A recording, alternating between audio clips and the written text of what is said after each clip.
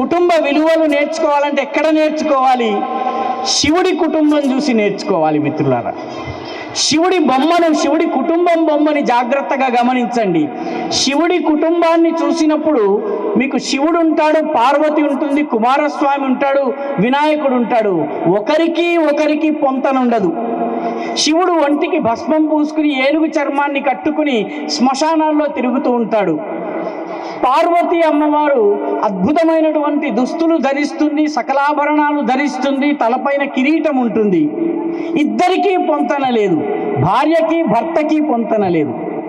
వాళ్ళిద్దరికే కాదు, వాళ్ళ పిల్లలకి కూడా పొంతన లేదు. వినాయకుడికి పెద్ద పొట్ట, ఈ విరిగిన దంతము. అదే కుమారస్వామి దేవతల సేనాధిపతి కాబట్టి ఆయన అద్భుతమైనటువంటి శరీర సౌష్ఠవంతో ఉంటాడు. అంటే పిల్లల మధ్య కూడా పొంతన లేదు. అయ్యవారు అమ్మవారు మాత్రమే కాదు, పిల్లల మధ్య మాత్రమే కాదు, వాళ్ళ వాహనాలకు కూడా పొంతన లేదండి.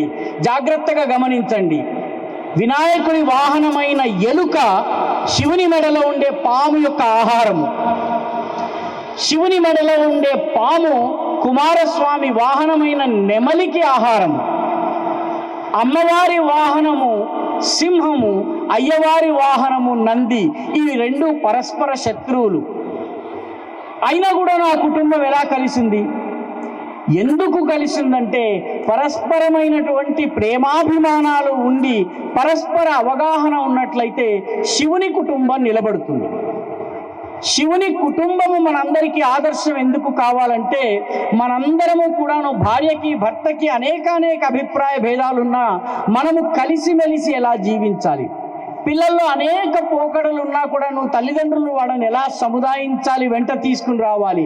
కాబట్టి శివుని కుటుంబాన్ని ఆరాధిస్తే మన కుటుంబ వ్యవస్థ చక్కబడుతుంది.